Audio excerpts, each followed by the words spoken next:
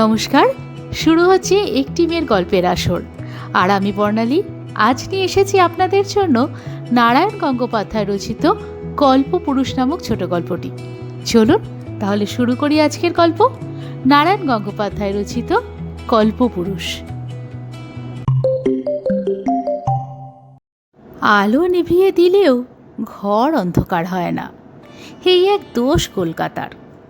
এমন একটা শান্ত তিমির কোথাও নেই যেখানে নিজের চারিদিকটাকে মুছে দিয়ে ডুবে যায় আকাশের সমুদ্রে। পার্কের কোনায় গিয়ে বসলে শোনা যাবে পেনশন পাওয়া বড়বাবুদের জ্ঞানগর্ভ আলোচনা।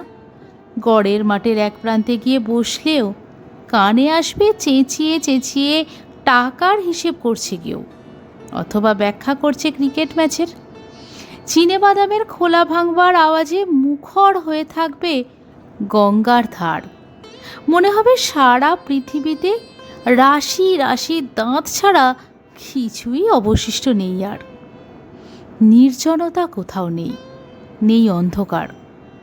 এমন একটা বিবর নেই যেখানে আহত জন্তু লেহন করতে পারে নিচের ক্ষতকে। আলো আর শব্দ, শব্দ আর আলো এসে পড়ছে ঘরে। ওধারের বাড়িটার তেতলায় ঘরে একটা 100 পাওয়ারের আলো জ্বেলেছে কেউ। যতবার দৃষ্টি যাচ্ছে ততবারই মনে হচ্ছে এক এক মুঠো করে কড়কড়ে বালি এসে পড়েছে চোখের ভেতরে।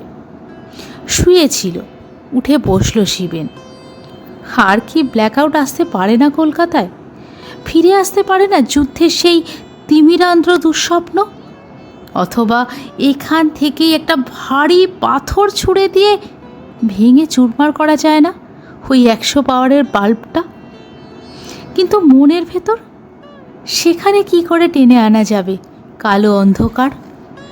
বাইরের সমস্ত আলো মুছে গেলেও বুকের মধ্যে কি করে আসবে একটা শীতল মৃত রাত্রি? সাইনাইট? ছিছি, অত কাপুরুষ নয় শিবেন। শিবেন কাপুরুষ নয়, তবু আলো নেভানো ঘরের দরজাটা হুড়মুড় করে খুলে যেতেই সে থরথর করে কেঁপে উঠল। 2-3টে গলার সমস্বরে চিৎকার উঠল, চলো শিবেন চলো, 1 সেকেন্ড দেরি নয় আর। কোথায় যেতে হবে? নির্বোধ অভিভূত প্রশ্ন এলো শিবেনের। একজন এগিয়ে গিয়ে টেনে দিলে ঘরের সুইচটা। একরাশ নগ্ন হিংস্র আলো নিঃশব্দে এসে উঠল হাহা করে। শিবেন দুহাতে চোখ ঢেকে ফেলল। আজকের দিনে এমন করে আলো নিভিয়ে বসে থাকতে হয়? গাধা কোথাকার! আর একজনের গলায় থিৎকার শোনা গেল, আরে চট করে ভালো জামা কাপড় যা আছে পরে নে, এক্ষুনি তোকে যেতে হবে অমিতাদের বাড়িতে বিয়ে করতে। অমিতাকে বিয়ে করতে? আমাকে? যেন অনেক দূর থেকে কথা কইল শিবেন। হ্যাঁ হ্যাঁ, তোকেই বই কি, রাত 10টা শেষ লগ্ন, এক্ষুনি বেরোতে হবে। আর একজন তাকালে হাতের ঘড়িটার দিকে, এখন 8টা, যেতে প্রায় ঘন্টাখানেক লাগবে রে। আমরা বাইরে ট্যাক্সি দাঁড় করিয়েই রেখেছি। সজোরে শিবেনের পিঠে একটা থাবড়া মারল সে। হেসে বললে, জীবনটা শুধু নাটক নয় রে মূর্খ, কখনো কখনো মেলোড্রামাও হয়ে ওঠে। তক্তপোষ থেকে প্রায় জোর করে টেনেই তুলল শিবেনকে। নিচে থেকে বারতুই ট্যাক্সির অধৈর্য হর্ন শোনা গেল। যে বসে আছে চঞ্চল হয়ে উঠেছে সে। এখান থেকে একেবারে যাদবপুরে যেতে হবে, অনেকখানি রাস্তা। ঠনঠনিয়া থেকে যাদবপুর অনেকখানি রাস্তা বই কি, অনেকটা সময় লাগবে। ট্যাক্সি চলতে থাকুক, সেই ফাঁকে ওরা বিয়ে বাড়ি না পৌঁছানো পর্যন্ত দিন কয়েক পেছনে ফেরা যাক, শোনা যাক একটা পুরনো গল্প। অমিতার বাবা শৈলেশ রায়, যিনি কমিশনারে একটা ভালো গোছের চাকরি করেন এবং হালে দেশপ্রিয় পার্কের কাছে কাঠা 3 জমি কিনে কর্পোরেশনে বাড়ির প্ল্যান পাঠিয়েছেন। তিনি শিবেনের দূর সম্পর্কের আত্মীয়।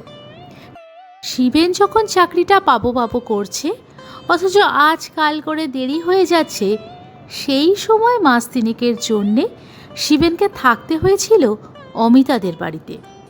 বাংলাদেশে যে ধরনের ছেলেকে বেশ ব্রাইট বলা যায়, শিবেন সেই দলের। শ্যামবর্ণের লম্বা চেহারা, অথচ হাঁটার সময় কুঁজো হয়ে পড়ে না পিঠটা। স্যুট পরলে ঝকঝকে দেখায়। শার্টের কলার তুলে দিয়ে ধুতির সঙ্গে কাবলি চটি পরলে মনে হয় পোস্ট গ্র্যাজুয়েটের ধারালো ছাত্র। বিদেশি সাহিত্য এবং বিদেশি ফিল্মের কিছু খবর রাখে, কিছু গানের গলাও আছে। রবীন্দ্রনাথের কয়েকটা সম্পূর্ণ কবিতা ভদ্র উচ্চারণে আবৃত্তি করতে পারে। সভার শেষে সভাপতিকে ধন্যবাদ জানাতে পারে বেশ স্পষ্ট নির্ভীক ভঙ্গিতে। আর অমিতা তখন ফার্স্ট ইয়ার থেকে সেকেন্ড ইয়ারে উঠেছে।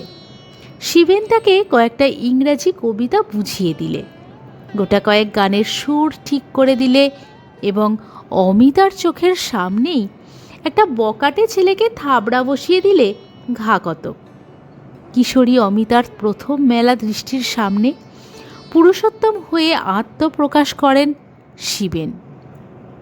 তারপর চাকরি নিয়ে যেদিন সে মেসে চলে এলো, সেদিন সিঁড়ির তলায় দাঁড়িয়ে কেঁদেছিল অমিতা।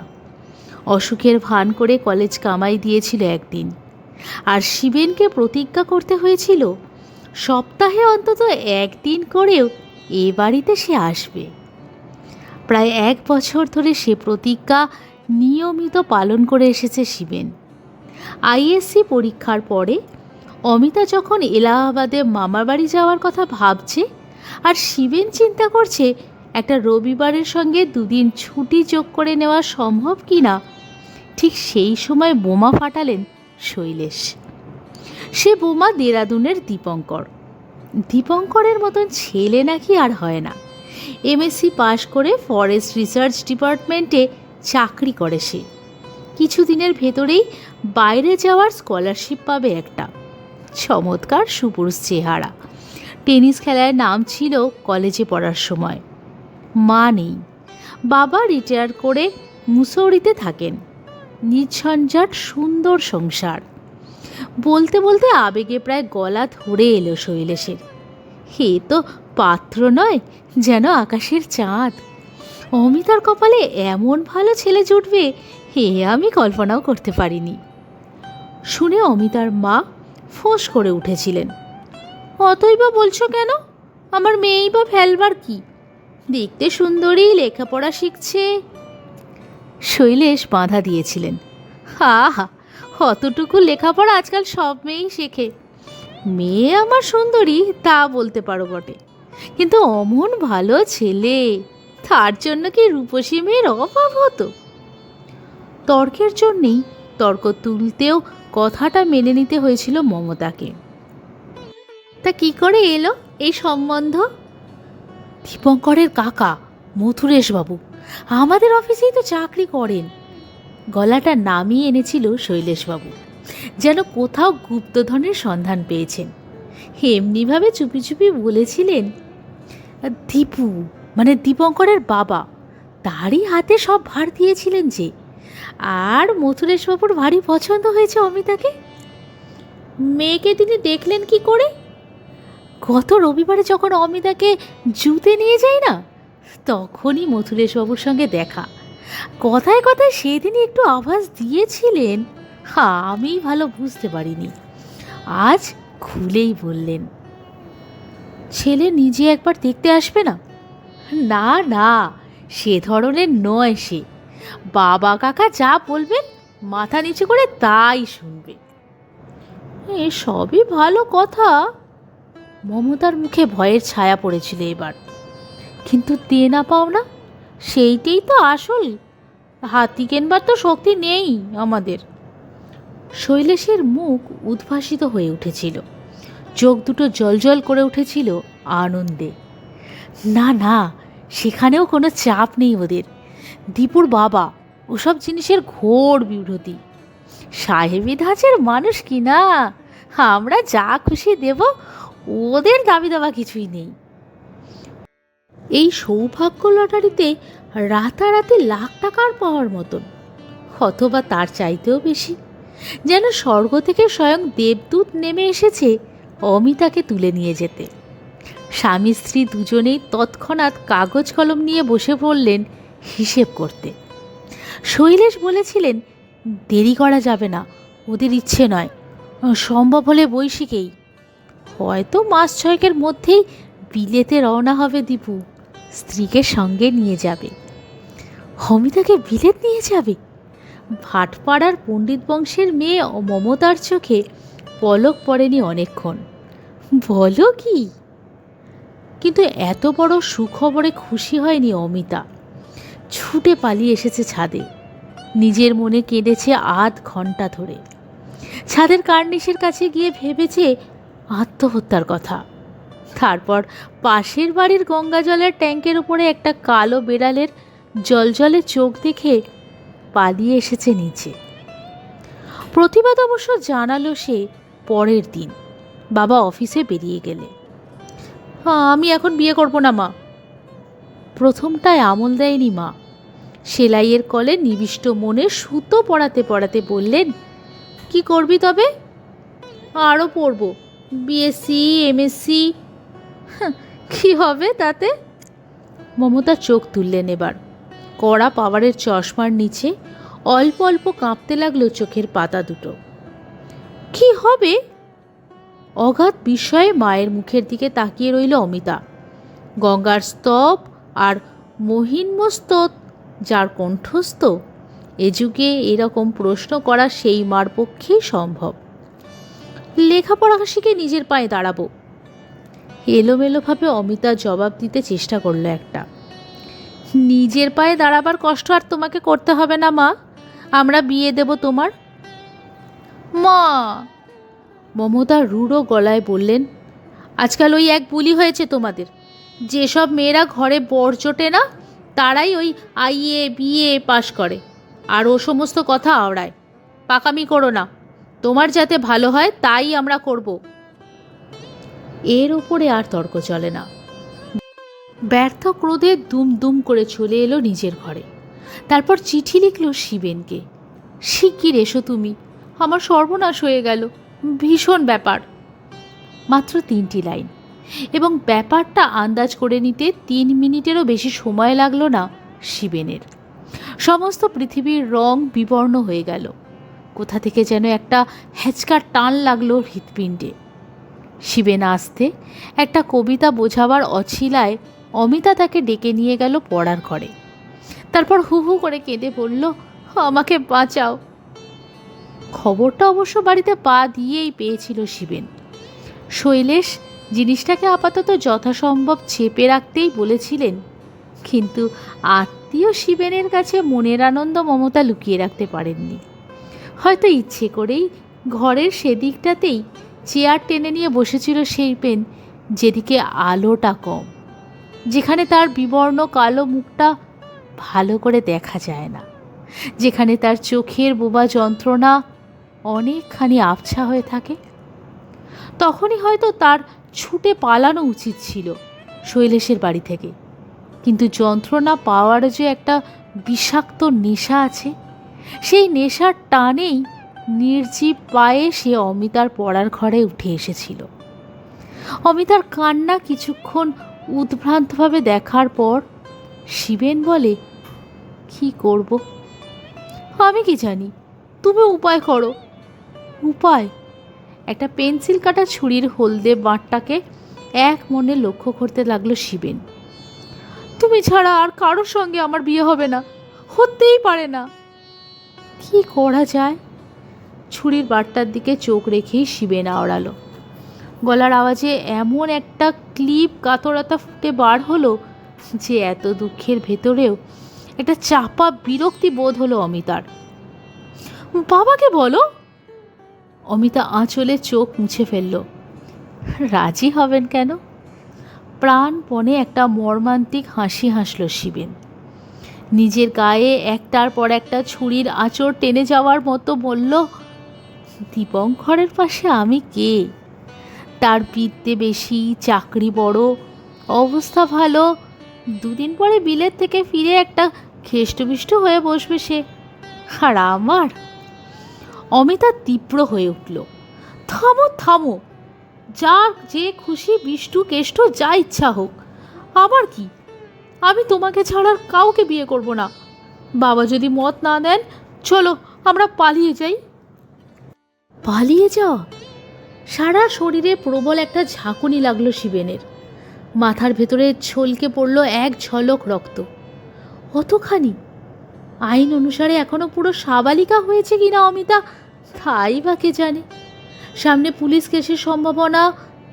তাছাড়া চাকরি তো মাত্র মাস 8 হয়েছে, এখনো প্রভিশন চলছে। চাকরিটা পাওয়ার ব্যাপারে শৈলেশের হাত যতখানি কাজ করেছিল, যাওয়ার ব্যাপারে তার চেয়ে বেশি কাজ করবে হয়তো। আর এ বাজারে চাকরি গেলে। ভেতর ভেতরে ঘেমে উঠল শিবেন। এই শীতের সন্ধ্যাতেও চুলের গোড়াগুলো ভিজে উঠতে লাগলো তার। ঠিক এই সময় বাইরে থেকে মার ডাক শোনা গেল। অমি, এক কাপ চা করে দে না শিবেনকে। যাচ্ছি। চোখের ওপর আর একবার আঁচলটা বুলিয়ে নিয়ে ঘর থেকে বেরিয়ে গেল অমিতা। আর এতক্ষণে যেন চাপা একটা স্বস্তির নিঃশ্বাস পড়ল শিবেনের। সময় চাই তার, কোনো একটা নিবৃত্তিতে, কোনো একটা নিঃসঙ্গ অন্ধকারের ভেতরে, সেখানে যেখানে সে ছাড়া আর কেউ নেই, এমনকি অমিতাও না। সেই একান্ত অবকাশে নিজের সত্তাটাকে সে সব ব্যবচ্ছেদ করে দেখবে। দেখবে তার প্রতিটি স্নায়ু, পেশি, মর্মগ্রন্থিকে। সময় চাই তার। কিন্তু অদৃশ্য মেঘনাদ দীপঙ্কর এর মধ্যে বানে বানে ছেয়ে ফেলেছে আকাশ। ছিমছাম পোশাকের সৌম্যমূর্তি প্রৌঢ় মথুরেশবাবু একদিন এসে গানও শুনে গেলেন অমিতার। আপত্তি করেছিল বই কি অমিতা, কেলেঙ্কারি না ঘটিয়ে যতখানি করা সম্ভব। কিন্তু স্নেহশীল ভালো মানুষ বাবার মুখের দিকে তাকালে কেমন মায়া হয় যেন। তাছাড়া কড়া পাওয়ারের শিখার নিচে মায়ের কঠিন চোখ। হিংস্র অবাধ্য মনটা কুঁকড়ে যায় তার সামনে। ওদিকে সময় নিচ্ছে শিবেন, বন্ধ করেছে সিনেমায় যাওয়া।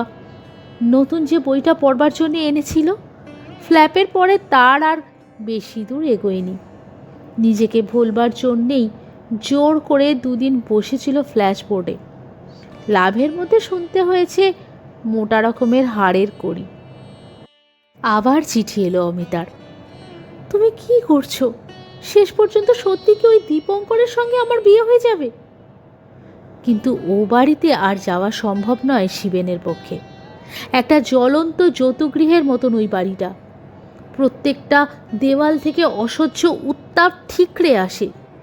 জানলায় দরজায় প্রত্যেকখানা কাঁচ দুলতে থাকে আগুনের শিখার মতো। মানুষগুলোকে মনে হয় আগুনের পুতুল, এমনকি অমিতাকেও। তবু দূরে থেকেও দহন করতে থামে না। একবার অসহ্য হয়ে ওঠে শিবেন, ভাবে পালিয়ে যাবে অমিতাকে নিয়ে। কিন্তু একটার পর একটা কিন্তুর শেকল পাক দিয়ে বাঁধতে থাকে তাকে। দুপুরবেলা অসময়ে অফিস থেকে ফিরে এলেন শৈলেশ, অত্যন্ত উত্তেজিত। কি হলো? ভয় পেয়ে জানতে চাইলেন মমতা। একটা সাংঘাতিক কথা আছে, ঘরে এসো। ধড়াস করে দরজা বন্ধ করলেন শৈলেশ। বুক পকেট থেকে বের করলেন একখানা চিঠি। স্ত্রীর দিকে এগিয়ে বললেন, পড়ো। মমতা পড়লেন। এলোমেলো কাঁচা অক্ষরের চিঠি, কেউ বাঁ হাত দিয়ে লিখলে যেমন হয়। তবে বক্তব্যটা বুঝতে অসুবিধা হলো না বিশেষ। অমিতার বিয়েতে আপত্তি নেই, তবে শিবেন ছাড়া আর কাউকে সে বিয়ে করবে না, কারণ শিবেনকে সে ভালোবাসে। ইচ্ছার বিরুদ্ধে আর কোথাও বিয়ে দিলে আত্মহত্যা করবে সে। শৈলেশ সভয়ে বললেন, এখন? এখন আবার কি? মমতা ভয়ঙ্কর চোখে একবার তাকালেন স্বামীর দিকে, তারপর কুচি কুচি করে ছিঁড়তে লাগলেন চিঠিখানা। আমি আন্দাজ করেই ছিলাম আগে। আর্ত হয়ে উঠলেন শৈলেশ। তাহলে কি শিবেনের সঙ্গেই? খেপেছ তুমি? আকাশের চাঁদ ফেলে দিয়ে মেয়েটাকে ঝুলিয়ে দেবে ওই বাক্কি সর্বস্ব ছেলেটার সঙ্গে? মমতার চোয়াল শক্ত হয়ে উঠল। ওই শিবেনকে বাড়ির ত্রিসীমানায় আর আসতে দেব না আমি। কিন্তু অমি যে ওকে ভালোবাসে, অসহায়ভাবে শৈলেশ বললেন, জোর করে বিয়ে দিতে গিয়ে শেষকালে যদি কিছু একটা। জানলা দিয়ে চিঠি ছেঁড়া টুকরোগুলো হাওয়ায় উড়িয়ে দিতে দিতে মমতা বললেন, কিচ্ছু হবে না, তোমার আদরেই এতখানি এঁচড়ে পেকেছে মেয়েটা। 17 বছর বয়সে, এখনো কাঁচা মাটির মতন মন, বিয়ে দিয়ে দাও। অমন হীরের টুকরো ছেলে 1 মাস যেতে না যেতেই শিবেনের চিহ্ন কোথাও থাকবে না। অমিতাকে ডেকে একবার, কিচ্ছু দরকার নেই। মমতা উঠে পড়লেন, তুমি মথুরেশবাবুকে বলো পাকা দেখবার ব্যবস্থা করুন ওরা। শৈলেশ শেষবার একবার প্রতিবাদ করলেন, যদি আত্মহত্যা করতে হলে তুমিই করবে।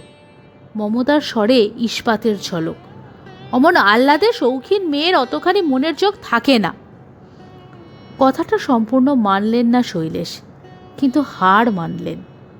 আর সত্যিই তো 17 বছরের মন একতাল কাঁচা মাটির মতন, নতুন হাতের ছোঁয়া লাগলেই আবার নতুন হয়ে উঠবে সে।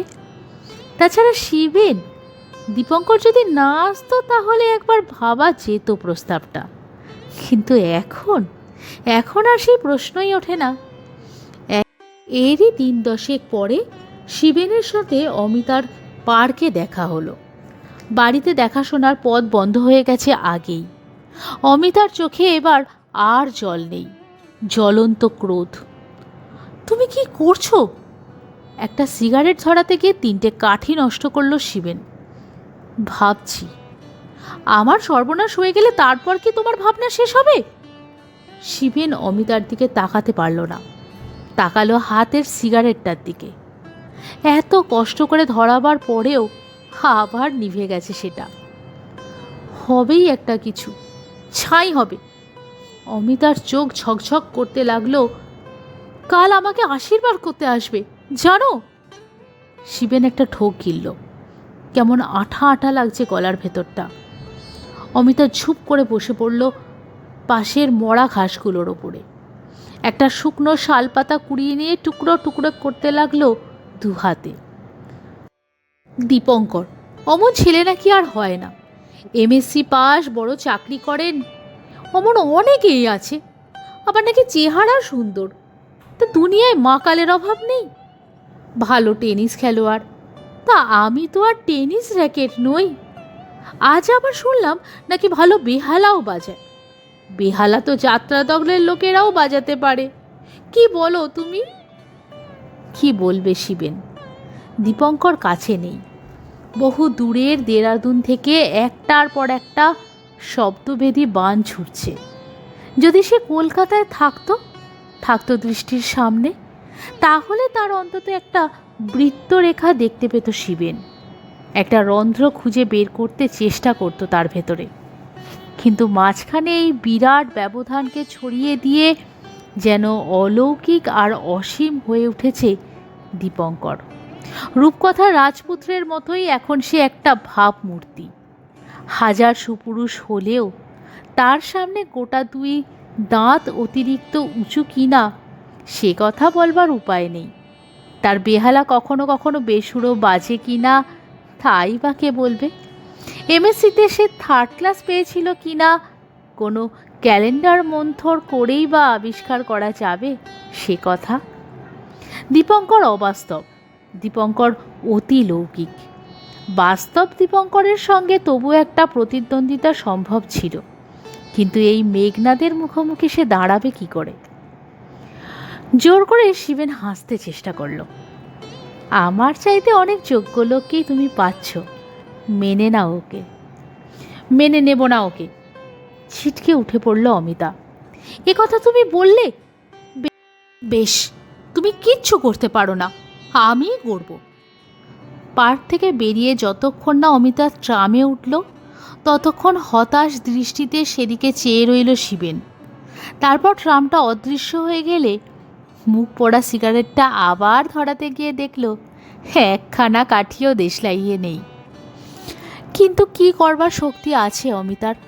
চাপা আক্রোশে একদিন ভালো করে না খেয়ে উঠে যাওয়া, রাতের পর রাত বিনিদ্র বিছানায় ছটফট করা, শিবেনকে একটার পর একটা চিঠি লেখা, আর তারপরেই শিবেনের কাপুরুষতাকে ধিক্কার দিয়ে চিঠিগুলোকে ছিঁড়ে নিশ্চিহ্ন করে দেওয়া। শৈলেশ লক্ষ্য করলেন না, কিন্তু মমতা, তার দৃষ্টি এড়িয়ে যায় না নিশ্চয়ই। তবু আশ্চর্য নিরাসক্তি মমতার। তার কড়া পাওয়ারের চশমার নিচে চোখের দৃষ্টি একবারও কোমল হয়ে ওঠে না। একবারও প্রশ্ন করেন না তিনি, ভালো করে খেলি না কেন রে? শরীর কি ভালো নেই? 2 আর 2 চিরন্তন যোগফলের মতোই ভাটপাড়ায় পণ্ডিতের মেয়ে ধ্রুব জানেন 17 বছরের মেয়ের মনের কাছে শিবেন একটা ভেঙে যাওয়া রঙিন খেলনা। তার জন্যে শোকের পরমায়ু 2 দিনের বেশি নয়। আবার দেখা হলো পার্কে। এখনো কিছু করছো না? শিবেনের আজকাল কেমন ভয় করে অমিতাকে। কেমন মনে হয় অমিতা কোথাও তাকে স্থির হয়ে থাকতে দিচ্ছে না। বারে বারে আলোড়ন তুলে কেমন ঘোলাটে করে দিচ্ছে সব। অন্তত একটা দূরত্ব, ঠিক কয়েক দিনের জন্যে কিছু অবকাশ, যেখানে শিবেন প্রস্তুত করে নিতে পারে নিজেকে। তবু অমিতার টানে না এসে উপায় নেই। যেন বুকের শিরাগুলোকে ধরে নিষ্ঠুরভাবে আকর্ষণ করে সে। ভাবছি, না পড়া পাড়া ছাত্রের গলায় জবাব দিলেন শিবেন। কিন্তু কিসের আবার? তুমি ভয়ও পেতে পারো, আমার কোনো ভয় নেই। দীপঙ্কর। সুন্দর মুখখানাকে ব্যঙ্গে বিকৃত করলে অমিতা। দীপঙ্করের মতন ছেলে পৃথিবীতে একটাই জন্মায় যেন, আবার ঘটা করে ফটো পাঠিয়েছে কাল। শিবেন মাথা তুলল, তাকিয়ে রইল মাছের চোখের মতন নির্বোধ নিষ্পলক দৃষ্টিতে। কেমন একটু আশ্চর্য মনে হলো। অমিতা এবারে আর লক্ষ্য করছে না শিবেনকে। সামনের দিকে মেলে দিয়েছে চোখ, যেখানে ট্যাঙ্কের জলটায় বেলা শেষে রং দুলছে একরাশ মরশুমি ফুলের পাপড়ির মতন। অমিতার চোখের তারায় ওই জলটা কাঁপছে, ওই আলোটা ছলছল করছে। ওই দূরের ম্লান পাংশু আকাশটা মেদুর হয়ে রয়েছে। সে শিবেনের সঙ্গে কথা কইছে না, যেন ঝগড়া করছে বহু দূরের দীপঙ্করের সঙ্গে। ফটো পাঠিয়েছে আবার, ভাবটা যেন, দেখো কি চমৎকার চেহারা আমার। নেহাত লজ্জা করলো তাই, নইলে ওই ছবিটা মার কাছ থেকে কেড়ে নিয়ে আমি ওর মাথায় গাধার টুপি এঁকে দিতাম। অদ্ভুত অস্বস্তি বরে শিবেন উঠে দাঁড়ালো হঠাৎ। আমার একটু কাজ আছে, আমি আজ যাই। গভীর নিমগ্ন চোখের ওপরে সেই জল আর রোদের দোলা নিয়ে অমিতা বললে, যাও, আমি কিন্তু তোমায় বলে রাখছি, তুমি যদি একটা ব্যবস্থা না করো তাহলে আমি একটা কেলেঙ্কারি করে দেব বিয়ের রাত্রে। এই সেই বিয়ের রাত। নিমন্ত্রণের চিঠিটা যথাসময়ে পেয়েছিল শিবেন, আর তার অক্ষম পরাভূত মনকে আরও বেশি অপমান করার জন্যেই যেন চিঠির পিঠে নিজের হাতে লিখে দিয়েছিলেন, মমতা, তোমার আশা চাই। ঘরটাকে অন্ধকার করে পড়েছিল শিবেন। ভাবতে চেষ্টা করছিল পৃথিবীর কোথায় সেই তিমিরান্ধ্র নিভৃতি, যেখানে তার পলাতক চেতনাকে নিয়ে লুকিয়ে থাকতে পারে সে, যেখানে নিজের চোখ দুটোকে নিঃশেষে ডুবিয়ে দিতে পারে আকাশের সমুদ্রে। আর সেই সময় খবর এলো অমিতাকে বিয়ে করতে হবে তাকেই। নিতে পাঠিয়েছেন শৈলেশ নিজেই। ট্যাক্সি হু হু করে ছুটেছে যাদবপুরের দিকে। একটা উদ্ভট মনস্তাত্ত্বিক স্বপ্ন দেখছে শিবেন। মাটি দিয়ে নয়, ট্যাক্সি চেপেও নয়, জ্বলন্ত কোনো হাউইয়ের মতন মহাশূন্যে ছুটে যাচ্ছে সে। জীবন নয়, ফ্যান্টাসি। অনেকটা জলের তলা থেকে মানুষ যেমন করে ওপরে ভেসে ওঠে, তেমনভাবেই বাস্তবের সীমান্তে উদ্ভাসিত হলো শিবেন। গাড়ি ততক্ষণে প্রায় গড়িয়াহাট মার্কেটের কাছাকাছি। দীপঙ্করের কি হলো? মারা গেছে। মারা গেছে? শিবেন চিৎকার করে উঠল। খবরটা বুকের কাছে লেগেছে বন্দুকের গুলির মতো। সেই বন্ধু যে শিবেন আর অমিতার ব্যাপারটা জানত, শৈলেশবাবুর পরিবারের সঙ্গেও যার একটা আত্মীয়তার সূত্র রয়েছে, এবং যে পরম উৎসাহে শিবেনকে নিতে এসেছিল, অদ্ভুত নির্দয় আর জান্তব ভঙ্গিতে হেসে উঠল সে। জীবনটা শুধু নাটক নয়, কখনো কখনো মেলোড্রামাও ঘটে। ঠিক বিয়ে করতে বেরোবার আগেই কলঘরের আলোটা জ্বালতে গিয়েছিল দীপঙ্কর। খানিকটা অবাধ্য কারেন্ট চিরদিনের মতোই আটকে রেখেছে দীপঙ্করকে। একবার শিবেনের মনে হলো, কেন কে জানে মনে হলো, বন্ধুর মুখটা সে চেপে ধরে দুহাতে। ট্যাক্সি চলতে লাগলো, যেন প্রাণপণে পালিয়ে চলল একটা নিশি পাওয়া রাত্রির কাছ থেকে। দুপাশে আলোগুলো শিবেনের চোখে যেন মুঠো মুঠো বালি ছড়িয়ে দিতে লাগলো। একটা তীক্ষ্ণ যন্ত্রণায় চোখ দুটো বন্ধ করে ফেলল শিবেন। তারপরে আরও অনেক আলো, অনেক উৎসব, অনেক কোলাহল, তীক্ষ্ণ কান্নার মতন কয়েকটা শাঁখের আওয়াজ। হেসো বাবা, তুমি আমাদের বাঁচাও। কেমন একটা চাপা কণ্ঠস্বর শৈলেশের। বিয়ের রাত্রি এমন অমঙ্গল, তুমি উদ্ধার না করলে মেয়েটার আর গতি নেই। অন্ধের মতো চলল শিবেন। সব দেখল, কিন্তু কিছুই দেখল না। শুধু একবার চোখ মেলল শুভ দৃষ্টির সময়। এইবারে দেখবে তার অমিতাকে। মালা বদল করো, পাশ থেকে কাকে বলতে শোনা গেল। কিন্তু মালা বদল করবে কার সঙ্গে শিবেন? তার অমিতা? সে তো কোথাও নেই। এ যে দীপঙ্করের বিধবা, এর সমস্ত মুখে শ্মশানের শূন্যতা খাঁ খাঁ করছে। দিনের পর দিন দীপঙ্করকে অস্বীকার করতে গিয়ে তিলে তিলে দীপঙ্করকেই মেনে নিয়েছে সে। তিলে তিলে মুছে গেছে শিবেন। এ কোন চিরবৈধব্যের গলায় মালা দেবে সে? কোন অভিশপ্ত শ্মশানে বসন্তের স্বপ্ন তার? মৃত্যুর মধ্যে দিয়ে আরও বড় হয়ে গেছে দীপঙ্কর, আরও বিরাট, আরও জ্যোতির্ময়। অমিতার নিষ্প্রাণ বিবর্ণ মুখের দিকে তাকিয়ে হাতের মালা মাটিতে পড়ে গেল শিবেনের।